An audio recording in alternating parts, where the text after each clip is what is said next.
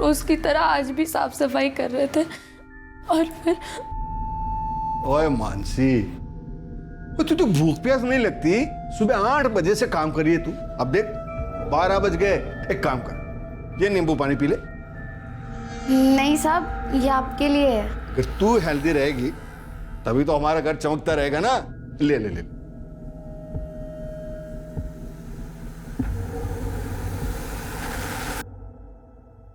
Very good. साहब मैं इसको किचन में रख के आती हूँ।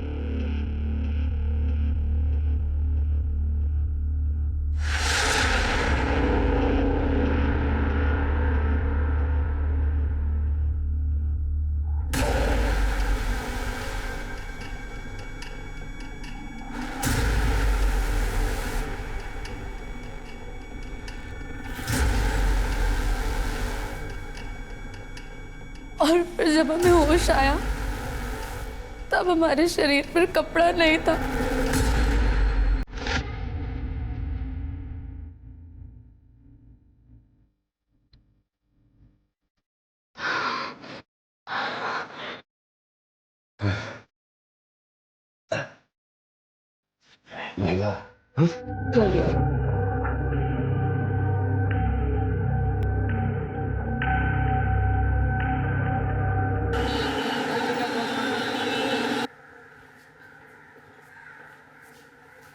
सर, ये लोग आपसे मिलना चाहते हैं।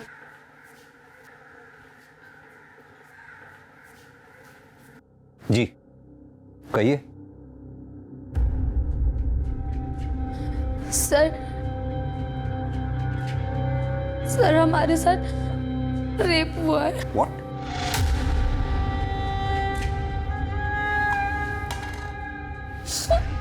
पानी पीजिए।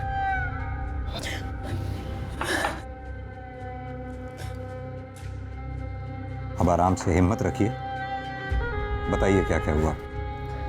सर सुनील अग्रवाल के घर पे हम नौकरानी का काम करते हैं। अच्छा, क्या आप इन्हें तुरंत पुलिस स्टेशन ले आए? इनका मेडिकल एग्जामिनेशन भी हो जाएगा। शर्मा मैडम, इन्हें हॉस्पिटल ले जाके इनका मेडिकल एग्जामिनेशन करवाइए। जी सर। पांडे सर, इनकी FIR लिख लो। और ये सुनील अग्रवाल, इसे जरा थाने बुलाओ।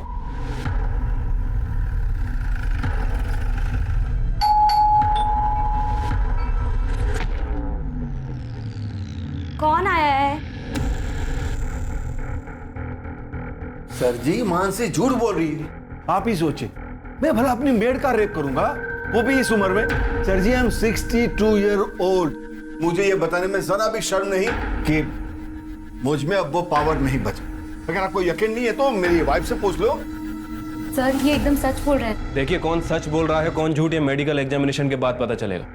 अरे अग्रवाल जी, आपको हमारे साथ चलना होगा। अरे अरे, ये क्या जबरदस्ती है? मिस्टर सुनील अग्रवाल और मानसी, आप दोनों की मेडिकल रिपोर्ट इस वक्त मेरे सामने है। मानसी की मेडिकल रिपोर्ट में साफ साफ लिखा है कि मानसी पहले से ही सेक्सुअली एक्टिव है। डॉक्टर्स का मानना है कि मानसी के प्राइवेट पार्ट्स में किसी भी तरह के सीमेन के कोई ट्रेसेस नहीं मिले। जहां तक मिस्टर सुनील अग्रवाल का सवाल है, उनकी मेडिकल रिपोर्ट के मुताबिक डॉक्टर्स का मानना है कि वो पेनिट्रेटिव सेक्स करने की क्षमता खो चुके हैं, यानी कि मेडिकली वो किसी का रेप नहीं कर सकते। सर, मैंने तो पहले ही कहा था, ये आजकल की मेड ऐसी होती है, मोटी पार्टी देखी नहीं कि पैसे अट्ठे के चक्कर में रेप तक के झूठे इल्जाम लगा देती है। क्या मतलब है आपका? मेरी बहन झूठ बोलेगी? हाँ, मेरे पति कभी किसी का रेप नहीं कर सकते। और ये, इसे तो वो बेटी की तरह मानते हैं। झूठ बोल रहे हैं ये दोनों मिलके। सर, एक लड़की के लिए उसकी इज्जत से बढ़कर कुछ नहीं होता है। तुम्हारी मेडिकल रिपोर्ट में साफ साफ लिखा है कि तुम्हारा रेप हुआ ही नहीं है, बल्कि तुमने पैसे हटने के चक्कर में अपने मालिक मिस्टर सुनील अग्रवाल पर झूठा आरोप लगाया। सर ये गलत है। ये झूठ बोल रहा है आदमी। क्या झूठ है क्या सच है अभी पता चल जाएगा। यादव सर, जरा लेकर आओ उसे। Okay sir.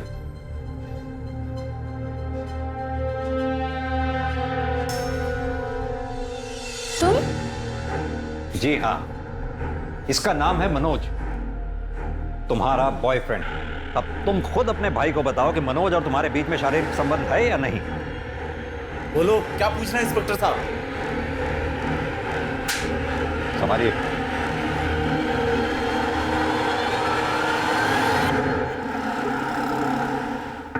मानसी, दरवाजा खोलो। मानसी, मानसी। भैया ये सच है, हमारा मनोज के साथ रिश्ता है, पर ये भी सच है कि हमारा बलात्कार हुआ था, लेकिन आपने और पुलिस ने हमारी बात नहीं मानी, हमको ही गुनहगार बता दिया। अब हम नहीं जीना चाहते।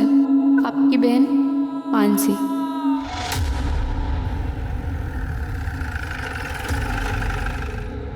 मानसी ने सुसाइड किया, इसमें मेरा क्या दोष है? दोष है क्योंकि मानसी ने अपने सुसाइड नोट में साफ साफ लिखा है कि उसका बलात्कार हुआ था। साफ साफ बताइए कि माजरा है क्या? माजरा कुछ भी तो नहीं सर। माजरा क्या हो सकता है मतलब? सर ले आओ। सर ये बेड के नीचे 2 बॉक्स मिला है और देखिए इन बॉक्सेस में क्या मिला है। तो माजरा ये है, इससे आपने मानसी का रेप किया था। जवाब दीजिए। सर मेरे पति ऐसा किसी के साथ कर नहीं सकते सर। आप प्लीज चुप रहिए। इतना सब कुछ मिलने के बावजूद भी आप अपने पति की तरफदारी कर रही हैं। मेरे पति ऐसा कभी किसी के साथ कर ही नहीं सकते। आप शांत रहिए। हाँ, सारा कसूर मेरा ही है, मैं ही दोषी हूँ। मानसी ने मेरे कारण सुसाइड किया। I want the responsibility. अरे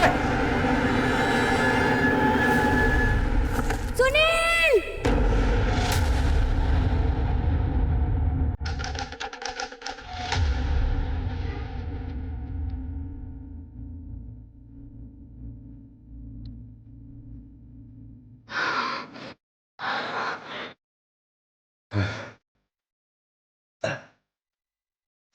महिला, ये भूख तो तूने मिटा दी मेरी। हाँ? अब मेरी पेट की भूख भी मिटा दे। मैं अभी ना कर रहा था। हाँ? अपनी उम्र के हिसाब से आपको भूख कुछ ज्यादा नहीं लगती साहब जी? ये मेरी तो काम वाली नहीं है, मेरी डॉक्टर भी है। तो इसी तरह मेरी भूख बढ़ाते रहे, मैं तेरी पगार बढ़ाता हूँ। हाँ? यहाँ भी आया। हाँ?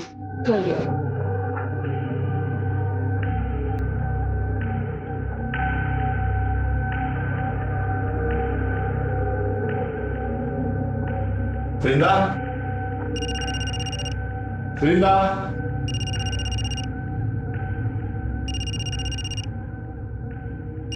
वृंदा, अरे कहाँ चली गई? साहब मैसेज चेक करो।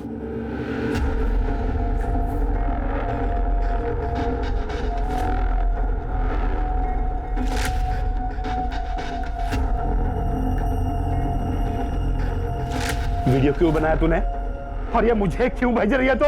5 लाख, और अगर नहीं दिया ना तो तुम्हारी बिल्डिंग में वॉचमैन, धोबी, माली, हर एक फ्लैट वाले को ये वीडियो भेज दूंगी, समझा? अच्छा, तो तू 24 घंटे हैं तेरे पास, रखती हूँ।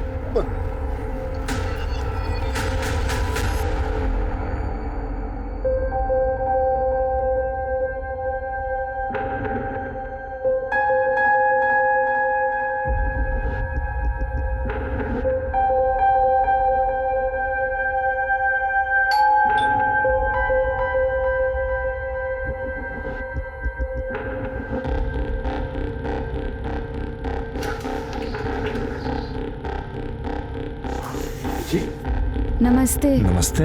मैं करिश्मा। करिश्मा?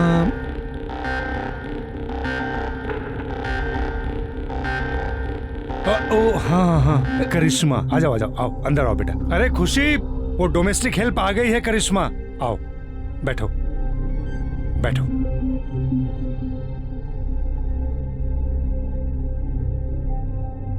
नमस्ते। नमस्ते नमस्ते, बैठो। देखो काम मैंने फोन पे तुम्हें समझा दिया है, बस हम 2 लोग हैं। सर काम कब से शुरू करना है? वो हम सोच रहे थे आज से ही कर देते। वो क्या है ना, हमारी माँ हमारे रहते दूसरों के घर में काम करती, हमको अच्छा नहीं लगता। और वैसे भी हमारे भाई की भी तबीयत ठीक नहीं रहती, उसके पास कोई नहीं होता तो वो परेशान हो जाता है। मुझसे क्या पूछ रहे हो? भले घर की लगती है, रख लो। ठीक है बेटा, तुम आज से काम शुरू कर दो। थैंक यू साहब। अरे ऐसे आओ, मैं तुम्हें किचन दिखा दूं, आ जाओ।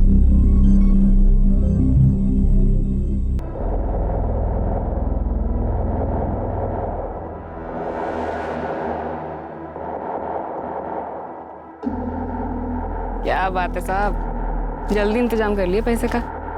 लो।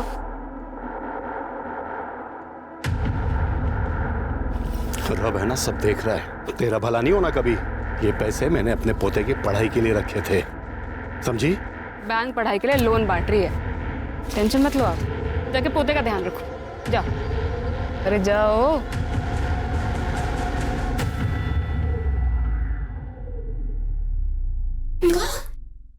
क्या हुआ रे? अरे क्या बात है? हाँ? ये देखो मैं आप लोगों के लिए क्या लेके आई हूँ। क्या लाई है? समोसा और जलेबी। ए, पैसा कहाँ से मिला रे? अरे जिनके काम करती हूँ उन्होंने दिए। वो ना समोसा जलेबी खाएगा। ये देख। हे जंगली माई, तेरा नौकरी ऐसे ही चलत रहे, जिससे हमरे मोनू का इलाज और पढ़ाई भी निमह जाए, घर भी चलत रहे।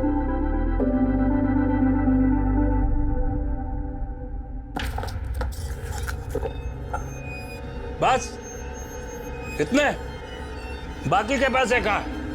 इतने ही मिले। मामा से होशियारी है, बाकी के पैसे दे लो। इतने ही मिले मामा। मुझे पता है पैसे कहाँ।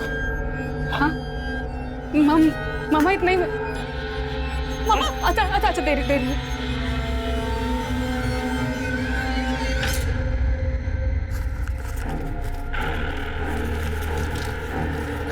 मामा इसके मुझे भी दे दे। अरे हट, ताकि तू भाग जाए। हैं? अरे तेरे माँ बाप ने जब तेरे को घर से बाहर निकाला ना, तो इस मामा ने आसरा दिया तेरे को। चल दबा जा।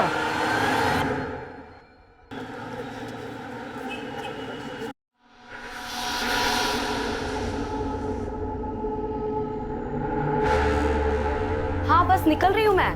आई। Okay bye.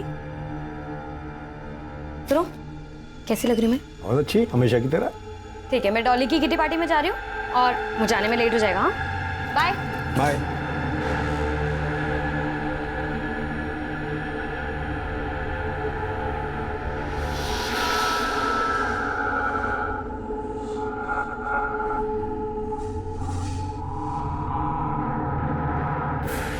अरे करिश्मा बेटा, ये जूस पी लो। नहीं साहब। कितना काम करती हो तुम, इसके पीने से तुम्हें ताकत मिलेगी। लो बेटा लो। अरे लो, पियो। शाबाश।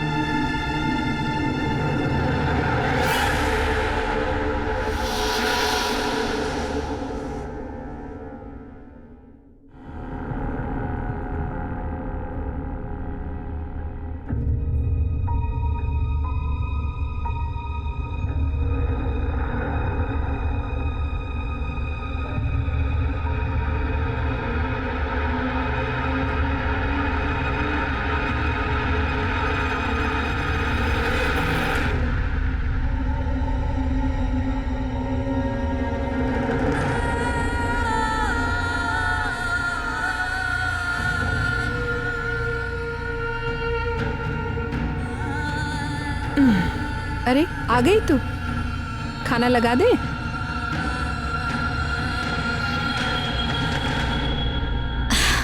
करिश्मा, क्या हुआ बेटा? तबीयत ठीक नहीं है का? चाय पिएगी? चाय बना दे। हाँ, हमारा कुछ भी खाने पीने का मन नहीं, हम कल से नौकरी पे नहीं जाएंगे। उन लोगों ने डांट दिया का? देख बेटा, अब जो लोग इतना सामान पैसा सब दे रहे हैं, अगर कभी कोई चार बात बोल दे ना, दिल पे मत लगा। देख, तू नौकरी छोड़ देगी तो फिर मोनू का क्या होगा? फिर जल्दी इतना अच्छा काम नहीं मिलता है बेटा।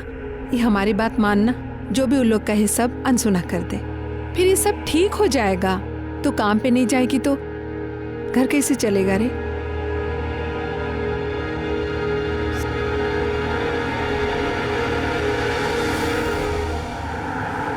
क्या लेंगे आप मालिक? चाय पानी? अरे नहीं, कुछ तकलीफ मत कीजिए आप।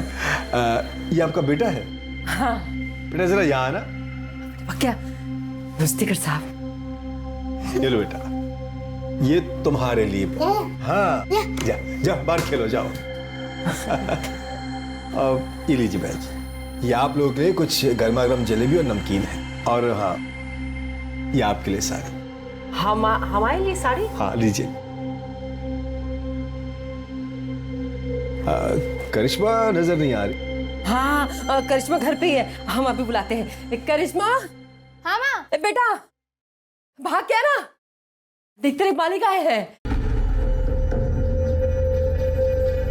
कैसी हो करिश्मा? बेटा कल काम पे नहीं आई तुम? मालिक इसका ना तबीयत थोड़ा ठीक नहीं था, लेकिन कल से आएगी। हाँ कल से आएगी काम पे। वो तो ठीक है। करिश्मा के लिए मेरे पास एक बहुत अच्छा सा ऑफर है। क्या है बहन जी, वो बहुत अच्छा काम कर रही है, तो मैं सोच रहा हूँ कि इसे अपने बहू बेटे के पास दुबई भेज दूं। दुबई? अरे जरा सोचिए बहन जी, यहाँ का 20 रुपया मतलब वहाँ का 1 रुपया, मतलब उसकी पगार 20 गुना बढ़ जाएगी। और हर 3 महीने में हम उसे आपके पास भेज देंगे मिलने के लिए, और आपकी और आपके बेटे की देखभाल के लिए तो हम है ही यहाँ पर। कहिए क्या ख्याल है आपका? अच्छा ये लीजिए, ये एडवांस। मालिक आप तो देवता आदमी है। ऐसा कुछ नहीं। करिश्मा ये तो किस्मत है, इतने अच्छे आदमी के काम करने को मिला।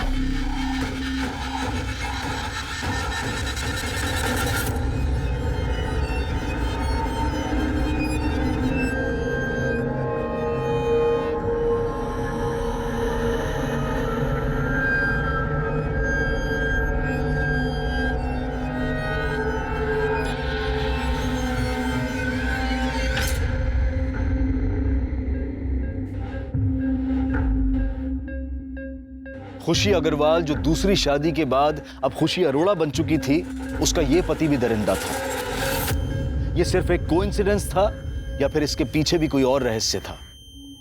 धीरज 3 हफ्तों तक लगातार गाजियाबाद में करिश्मा का शारीरिक शोषण करता रहा और करिश्मा की मां वैशाली ये समझती रही कि करिश्मा दुबई में अपने परिवार को पालने के लिए नौकरी कर रही है। ऐसे में करिश्मा के शोषण का सिलसिला कब खत्म हुआ? खुशी और वैशाली को करिश्मा के साथ हो रहे अत्याचार का पता चला भी या फिर नहीं?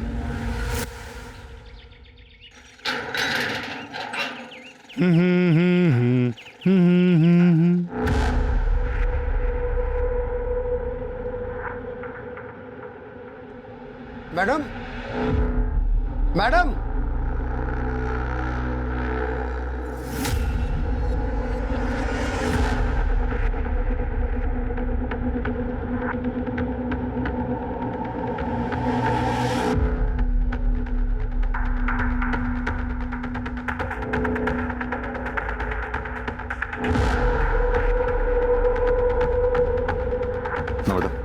चेक करो, देखो आप।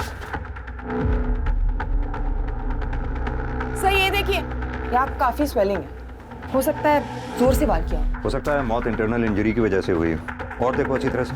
सर टेरेस और बिल्डिंग के आसपास अच्छी तरह से छानबीन करवाओ, देखो कुछ मिलता है क्या। अगर कातिल ने कत्ल यहाँ किया है तो हो सकता है मर्डर वेपन यहीं कहीं उछाल के फेंका हो। सर आप लोगों में सबसे पहले किसने देखा था? सर मैंने।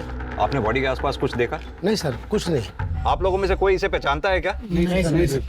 नमस्ते सर, मैं सोसाइटी का सेक्रेटरी हूँ। मैंने इन सब से बात कर लिया, मगर हम में से किसी ने इस लड़की को इस सोसाइटी में कभी नहीं देखा। एक बात बताइए, आपके सोसाइटी में सीसीटीवी काम कर रहे हैं? हाँ जी सर। हमें पिछले 2-3 दिन के सीसीटीवी फुटेज चाहिए होगी। मिल जाएंगे सर।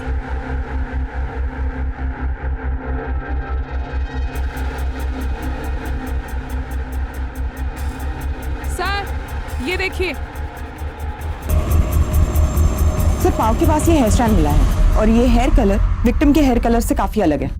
सर मैंने पूरी बॉडी चेक की, लेकिन कहीं कोई निशान नहीं है और बॉडी के आसपास खून के धब्बे भी नहीं है। बाल का डीएनए विक्टिम के डीएनए से मैच करवाओ और बॉडी एक बार फिर से चेक करो, देखो कहीं कोई निशान तो नहीं। सर। संदीप,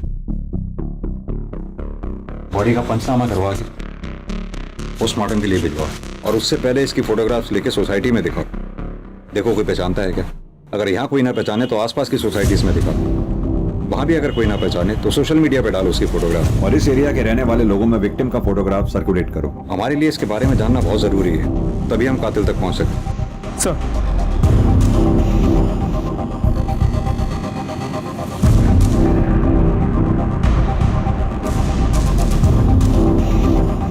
आप दोनों इसे पहचानते हो? नहीं।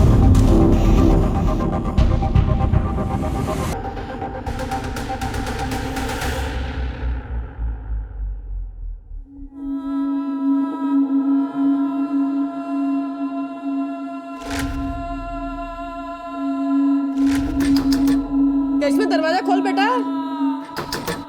ऐसे खाना पीना छोड़ने से कोनो समस्या का हल नहीं निकलता। दीदी दीदी अगर तुम भी नहीं खाओगे तो हम भी नहीं खाएंगे। करिश्मा खोल दे बेटा।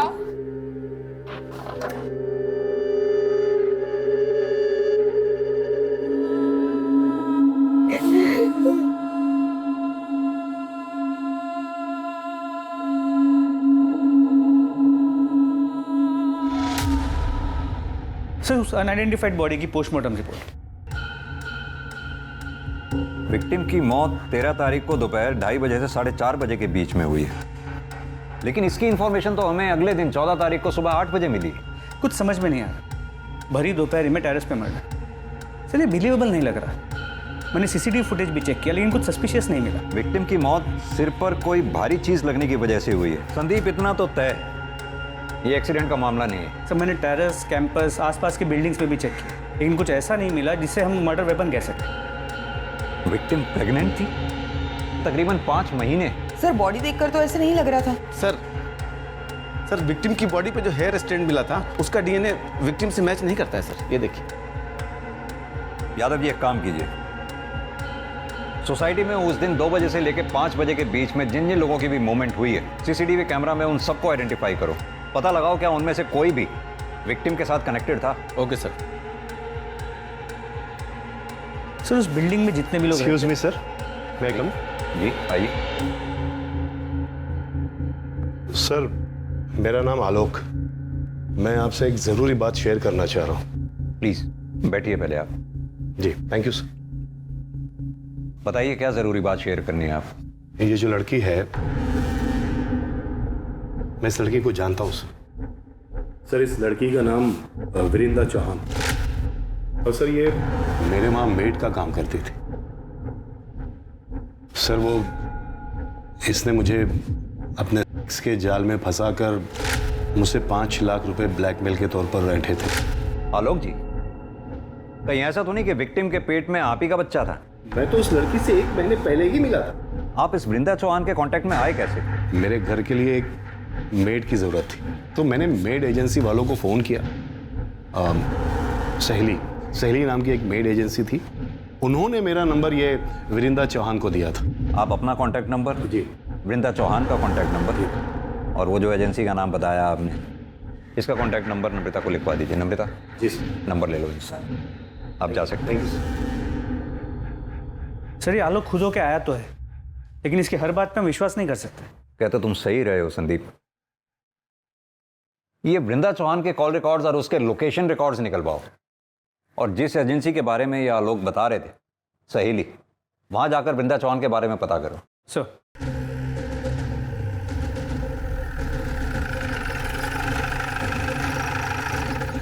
वृंदा हमारी एजेंसी के साथ 7 महीने से जुड़ी हुई। 2 महीने किसी के यहाँ काम करने के बाद एक दिन रोते रोते मेरे पास। ठीक। दीदी इतनी चोट कैसे लगी तुझे? मेरे मामा ने आज मेरे साथ ऐसे जबरदस्ती किया, मुझे बहुत पीटा। तो अपनी माँ से बात क्यों नहीं करती? वो कुछ करेगी ना। मेरे मामा मुझसे बहुत नाराज है। उन्होंने मुझे घर से निकाल दिया है। मैं उनके पास नहीं जा सकती दीदी, नहीं जा सकती दीदी। वो एक अलग कहानी है।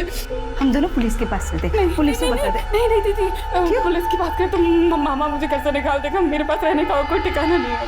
रोना बंद कर और ये बता कि तू मुझसे क्या चाहती? मामा ने बोला था कि उसको पैसे ला के दूंगी ना तो वो मुझे छुएगा नहीं। दीदी कोई ऐसा जुगाड़ बता दो जिससे कम समय में ज्यादा पैसे कमा सको, क्योंकि अगर ऐसा ही चलता रहा तो या तो मेरा मामा मुझे मार देगा या मैं अपनी जान ले लूंगी। जनाब जितना मारना मार लो जनाब, मैं सच कहता हूँ। मैंने इंदिरा के साथ जबरदस्ती जरूर की जनाब, लेकिन मैंने उसका कोई नहीं किया। जबरदस्ती किसे? तू जबरदस्ती कर रहा है? इसे जबरदस्ती नहीं, रेप कहते हैं। बता, 13 तारीख को दिन में 2:30 बजे से लेकर 5:30 बजे तक कहाँ था? जनाब उस दिन मैं ट्रक में सामान लेके हरिद्वार गया था। आप चाहो तो सिंह कंपनी में फोन करके पूछ लो। हमें सिखाएगा तू? वो जब इंदिरा जिन बुड्ढों को चूना लगाती थी उनमें से किसी ने मारा होगा जनाब।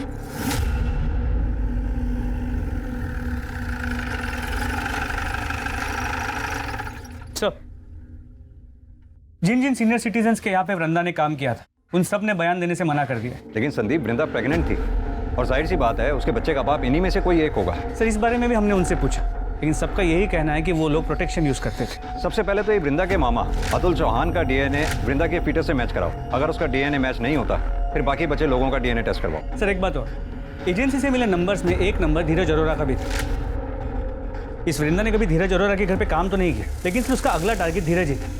पर हमें वृंदा की बॉडी भी धीरज की बिल्डिंग से ही मिली है। सर हमने उन दोनों से फिर से पूछताछ की, लेकिन उन्होंने वृंदा को पहचानने से साफ मना कर दिया। मुझे वो 13 तारीख की सीसीटीवी फुटेज दोबारा चेक करेंगे। सर ये देखिए, 3:30 बजे वृंदा चौहान बिल्डिंग में घुसती है। एक मिनट नम्रता, पॉज करना, जूम करना जरा। खुशी अग्रवाल। सर आप इसे जानते हैं? तुमने इससे पूछताछ की थी? जी सर, इनके हस्बैंड से भी पूछताछ की थी, लेकिन दोनों ने इसे पहचानने से मना कर दिया। हस्बैंड? जी सर, धीरज अरोरा। ये धीरज अरोरा। लेकिन सर आप उस खुशी को कैसे जानते हैं? संदीप, करीब 1 साल पुरानी बात है। इस खुशी के पहले पति, इस खुशी का तब खुशी अग्रवाल नाम था और पहले पति का नाम था सुनील अग्रवाल। सुनील अग्रवाल के ऊपर उनके काम वाली ने बलात्कार का आरोप लगाया था और जब हम उनके घर में बयान की पुष्टि के लिए पहुंचे तो सुनील अग्रवाल का यह कहना था, मुझे यह बताने में जरा भी शर्म नहीं कि मुझ में अब वो पावर नहीं बचे। हमें यह भी पता चला कि उस काम वाली का एक बॉयफ्रेंड भी था। हमने ये सोचा हो सकता है कि उस काम वाली ने पैसे ऐंठने के लिए अपने मालिक पर झूठा आरोप लगाया हो। और हैरानी वाली बात यह है कि उस काम वाली ने आत्महत्या कर ली। उससे भी ज्यादा हैरान करने वाली बात यह थी कि उसने अपने सुसाइड नोट में कंफर्म किया कि उसके साथ बलात्कार हुआ था और बलात्कारी कोई और नहीं, वो खुशी अग्रवाल का पहला पति सुनील अग्रवाल ही था। हम उसके बयान की पुष्टि के लिए फिर उनके घर पे गए और छापेमारी के दौरान हमें उन दोनों के घर से सेक्स टॉयज मिले। उन दोनों को थाने लेके आओ। खुशी जी, हम कुछ समय पहले भी मिल चुके हैं। तब आप खुशी अग्रवाल हुआ करती थी और आज खुशी अरोड़ा। कुछ याद है आपको? जी सर। आज आप सेकंड मैरिज करके मूव ऑन कर गई, अच्छी बात है। Thank you sir. मिस्टर धीरज, आपका मानना है कि आप वृंदा चौहान को जानते ही नहीं, जबकि वृंदा जिस एजेंसी में काम किया करती थी उस एजेंसी के मुताबिक आपने किसी काम वाली के लिए वहां रिक्वायरमेंट दी थी और उस एजेंसी का यह कहना है कि वृंदा आपके घर में काम करने वाली थी। जैसा कि वृंदा हर मर्द को हनी ट्रैप करके ब्लैकमेल किया करती थी, शायद आपको भी वो करने वाली थी या फिर हो सकता है किया हो। कहीं ऐसा तो नहीं ये बात आपको पता चली हो और आपने वृंदा का मर्डर कर दिया हो? या क्या कह रहे सर? मैं वृंदा को जानता तक नहीं था। इनफैक्ट आज से पहले उसका नाम भी नहीं सुना था। हाँ, हर एजेंसी को हमने कांटेक्ट किया था मेड की रिक्वायरमेंट के लिए, अपने डिटेल्स भी छोड़े थे वहां, पर हाल फिलहाल हमें मेड की कोई रिक्वायरमेंट नहीं थी। नमिता, जरा धीरज जी को दिखाओ।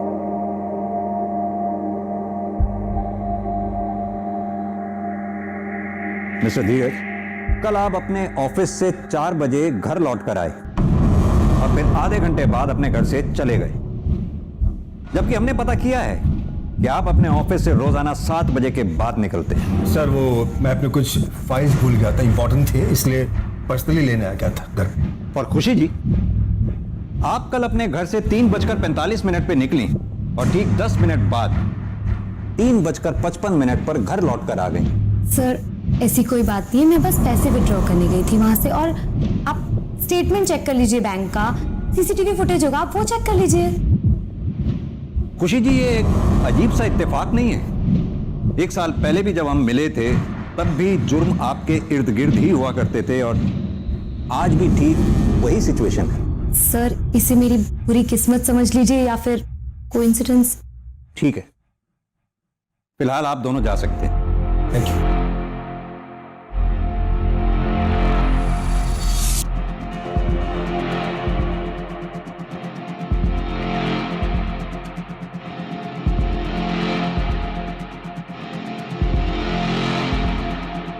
संदीप, लगता है खुशी मैडम का हेयर फॉल आजकल कुछ ज्यादा ही हो रहा है। और सर इस बाल का कलर लगभग उस बाल के कलर जैसा है जो हमें क्राइम स्पॉट पे मिला था। मैं चाहता हूं कि तुम इस बाल का डीएनए पहले मिले हुए बाल के डीएनए से मैच करो। मेरी गट फीलिंग ये कहती है ये दोनों बाल एक ही इंसान के और वो इंसान कोई और नहीं, खुशी अग्रवाल और खुशी अरोड़ा ही है।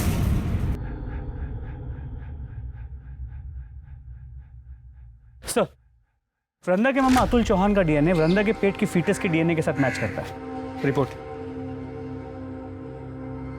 यानी वृंदा के मामा के पास वृंदा को मारने का मोटिव था, लेकिन बिल्डिंग के उस सीसीटीवी फुटेज में ये मामा कहीं दिखाई नहीं दिया।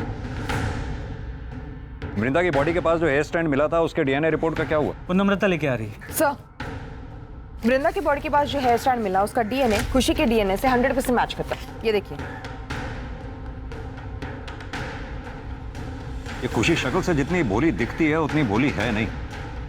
एक काम करो, ये खुशी के घर का सर्च वारंट निकालो। सर, मैं वही चेक कर रहा हूँ, थोड़ी देर में फोन करता हूँ ना आपको। ओके। खुशी, मैं देखती हूँ। पूरे घर की अच्छे से तलाशी लो। सर, क्या हो रहा है सर? आप हमें अपना काम करने दीजिए।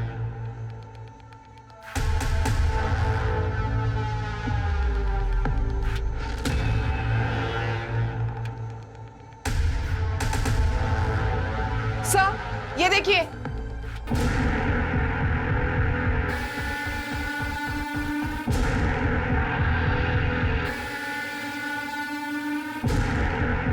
ये इस पिक में लड़की कौन है? यही रहती है? सर, हमने इसे अडॉप्ट किया है। पहले यही रहती थी, अब मेरे बेटे के साथ दुबई में रह रही है। नाम क्या है इस लड़की का? करिश्मा। सर, एक मिनट आइए, देखिए क्या मिला है। सर, मर्डर वेपन तो नहीं मिला, लेकिन ये सब कुछ मिला है। और सर, ये देखिए सर, ये सारा सामान बिल्कुल वैसा ही है जैसे आपने कहा था आपको खुशी के पिछले घर से मिला था। लेकिन वो सामान तो पुलिस ने जब्त कर लिया था। ये सामान आपने नया खरीदा है क्या? मुझे कुछ समझ नहीं आ रहा। मिस्टर धीरज, क्या आपकी भी करने की क्षमता चली गई है? नहीं, क्यों? वो क्या है कि 1 साल पहले हमसे बहुत बड़ी एक गलती हो गई थी। मानसी गोस्वामी ने इनके पहले पति सुनील अग्रवाल पर एक आरोप लगाया था, बलात्कार। इनके पति ने गिल्ट में आके आत्महत्या कर ली। केस क्लोज हो गया, लेकिन उस केस का एक मुजरिम आज भी खुले आम घूम रहा है। देखिए, आप दोनों के खिलाफ हमारे पास इतने सबूत तो हैं ही कि हम कोर्ट में आसानी से यह साबित कर पाएंगे कि वृंदा का मर्डर आप दोनों ने ही मिलकर किया है। सर, हमने ऐसा कुछ भी नहीं किया, हमने उसे नहीं मारा सर। ये आपके बाल वृंदा की बॉडी पर कैसे मिले और उन बालों का डीएनए आपके डीएनए से कैसे मैच करता है? और यही नहीं, वृंदा के लोकेशन रिकॉर्ड वारदात के कुछ रोज पहले तक लगातार धीरज के लोकेशन रिकॉर्ड से कैसे मैच करते हैं? सर, मुझे नहीं पता ही। आप तो चुप ही रहिए मिस्टर धीरज। लगातार आप झूठ पर झूठ बोलते चले जा रहे हैं। यादव जी, जरा फुटेज दिखाइए इन्हें। इस फुटेज में जो लड़की दिखाई दे रही है करिश्मा, आपने ये कहा कि आपकी अडॉप्टेड बेटी है और वो दुबई में रहती है। तो फिर कैसे इस फुटेज में आपकी बिल्डिंग से वो निकलते हुए दिखाई दी और कहां जा रही थी वो? हमारा टाइम वेस्ट मत कीजिए। ये बताइए कि आप दोनों ने मिलकर वृंदा को मारा या आप दोनों ने करिश्मा के साथ मिलकर वृंदा को मारा? और एक सवाल, करिश्मा के साथ एक चौथी औरत जो आपकी बिल्डिंग से सीसीटीवी फुटेज में निकलती हुई दिखाई दी है, वो चौथी औरत कौन थी और उसका इस मर्डर में क्या रोल था? अरे सुनाई नहीं दे रहा क्या? अभी भी वक्त है, सब सच सच बता दो। नहीं बताना तो वो भी बता दो। कोर्ट में तो हम साबित कर ही देंगे कि वृंदा का मर्डर आप दोनों ने किया है। कब तक चुपचाप सुनती रहोगी? सच बता दो ना।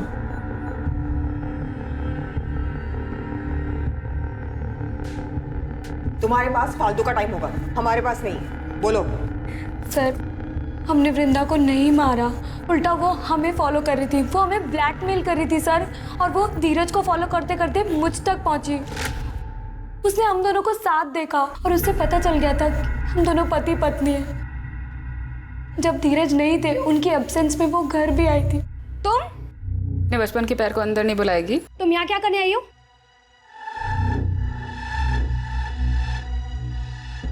तुझसे इतना प्यार किया था, 9 साल पहले मुझे गांव में अकेला छोड़ा ही था।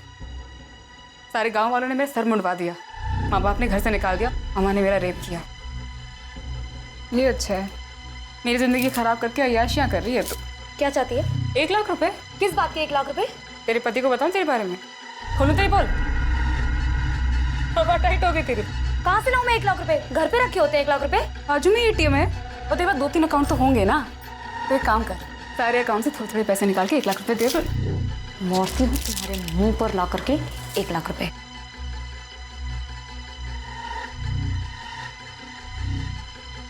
जब मैं वापस आई तो वो मरी हुई थी। वृंदा, वृंदा। फिर मैंने तुरंत धीरज को कॉल किया। क्या बात है, क्यों बुलाया मुझे? जब मैं घर पहुंचा तो मैंने देखा कि वृंदा मरी पड़ी थी। और खुशी ने मुझे सारी कहानी बताई। तो हम दोनों ने मिलकर उसकी लाश को कमरे में छुपा दिया और मैं ऑफिस चला गया। मुझे पता था सर कि हमारी बिल्डिंग का टेरेस खुला रहता है। रात को हम दोनों ने इसकी लाश को सीढ़ियों के रास्ते से टेरेस पर रख दिया। कहानी अच्छी सुनाई आपने मिस्टर धीरज। चलिए एक बार को मान भी लिया जाए कि आप लोगों ने वृंदा को नहीं मारा। मेरा सवाल अब भी वहीं का वहीं है। वो चौथी औरत जो करिश्मा के साथ सीसीटीवी फुटेज में आपकी बिल्डिंग से बाहर निकलती देखी गई, वो औरत कौन थी और उस औरत का इस मर्डर में क्या रोल था?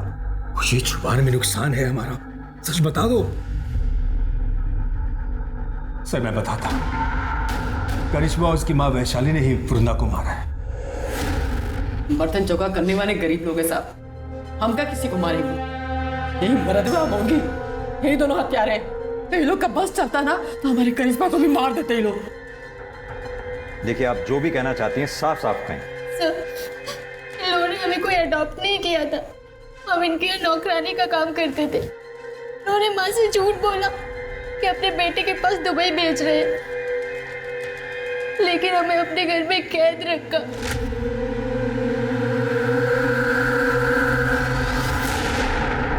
और पूरे 21 दिन हमारे साथ जबरदस्ती की। अगर ऐसा था तो आप लोग तुरंत हमारे पास क्यों नहीं आए? इन दोनों को जेल में डाल देते।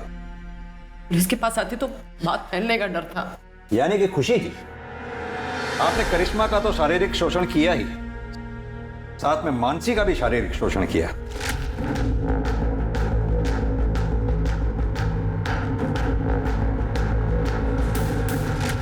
इतना ही नहीं, इस कुकर्म में आपके दोनों पति बराबर के भागीदार थे। पहला पति सुनील अग्रवाल, वो आपको ये कुकृत्य करते हुए देखता था, और आपका दूसरा पति मिस्टर धीरज अरोड़ा इस कुकर्म में आपके बराबर के भागीदार थे। आईपीसी की धाराओं की लंबी लिस्ट लगेगी आप दोनों की। ये बताइए कि वृंदा को क्यों मारा आप लोगों ने? हमने उसे नहीं मारा सर, यही दोनों ने मारा है। हम कैसे करेंगे उन लोगों का मर्डर? हम जब वहां पहुंचे, करिश्मा, करिश्मा, करिश्मा, जब हमको चुपके से फोन करके इन लोगों को सारा सच्चाई बताई, हम करिश्मा को लेने के लिए इन लोग के फ्लैट पे पहुंचे। करिश्मा तो औरत पहले से मर चुकी थी। झूठ बोल रही है ये दोनों। मैं मानती हूँ सर कि मैंने बचपन में उसे सताया होगा, लेकिन अब ऐसा नहीं था। मैं प्रायश्चित करना चाहती थी और इसीलिए ना मैं उसे पैसे देने चाहती थी सर, लेकिन इन दोनों माँ बेटियों ने मिलकर उसे पहले से ही मार दिया था। साहब प्रायश्चित करके ना इटालियन नौटंकी कर रहे, नौटंकी। सर ये झूठ। ये केस उलझता ही जा रहा था। इस रेप और मोलेस्टेशन केस में ये तीसरी मौत थी। संदीप, हो ना हो कत्ल इन चारों में से ही किसी एक ने किया है। हो सकता है खुशी ने वृंदा को मारा हो और फिर धीरज को फोन करके बुलाया हो वृंदा की लाश को ठिकाने लगाने के लिए, या फिर यह भी हो सकता है वृंदा के डर से खुशी ने धीरज को फोन करके बुलाया हो और उन दोनों ने मिलकर वृंदा को मार दिया हो। या फिर यह भी हो सकता है कि वैशाली घर में घुसी हो, करिश्मा के साथ भागने लगी हो और इसी दौरान वृंदा बीच में आ गई हो और वृंदा वैशाली के हाथों मारी गई हो। कुछ समझ नहीं आ रहा है संदीप। सर, वृंदा मर्डर केस में एक इंटरेस्टिंग चीज सामने आई है। सर, मैंने वारदात के एक दिन आगे पीछे की बिल्डिंग की सीसीटीवी फुटेज निकाली, तो उसमें ये धीरज काला पॉलिथीन लेके जाते हुए दिखाई दे रहा है। देखने से तो उसका टिफिन लग रहा है। सर, मुझे भी ऐसा ही लगा था, इसलिए मैंने उसी वक्त की बिल्डिंग के आगे के रोड की सीसीटीवी फुटेज निकलवाई। तो ये धीरज ये काला पॉलिथीन उस डस्टबिन के पास फेंक रहा था। नम्रता, एक काम करो, अपनी टीम में से किसी को भी इस स्पॉट पे इमीडिएटली भेजो। हो सकता है ये पॉलिथीन अभी भी वहीं हो। जी सर।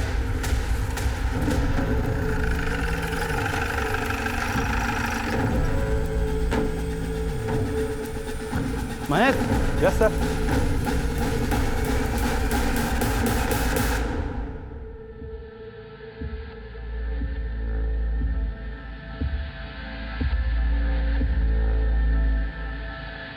सर ये बैग मैंने फेंका जरूर था, वृंदा को मैंने नहीं मारा सर, ना ही खुशी ने मारा। फिलहाल तो आप चारों में से जिसने भी वृंदा को मारा है बहुत जल्द पता चल जाएगा, क्योंकि हमारा फिंगरप्रिंट एक्सपर्ट उस गुलदस्ते की जांच पड़ताल में लगे हुए हैं।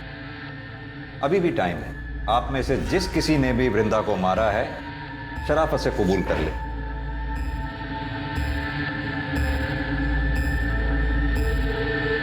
सर खून हमने किया है। उस दिन फोन रखने के बाद अम्मा का इंतजार कर रहे थे। घर में सर और मैडम दोनों ही नहीं थे। जैसे माँ गेट पे आई हम उनके पास दौड़ के पहुंचे तो मैडम हमारे बीच में आ गई, हमें रोकने लगी। तो हमने गुलदस्ता उठा के उनके सिर पे दे मारा। कैसे मारा करके बताओ। सर वो हमारे सामने आ गई थी हमें रोकने के लिए, तो हमने गुलदस्ता उनको ऐसे मार दिया सिर पे, वो वहीं मर गई और हम भाग गए। लेकिन चोट तो वृंदा के सर के पीछे लगी थी। क्यों वैशाली जी? अरे अब तो मान जाओ, या अपनी बेटी को जेल भेजकर मानोगी? हमसे बहुत बड़ी भूल हो गई था। हम जैसे ही दरवाजे की घंटी बजाते देखा तो दरवाजा पहले से खुला हुआ था।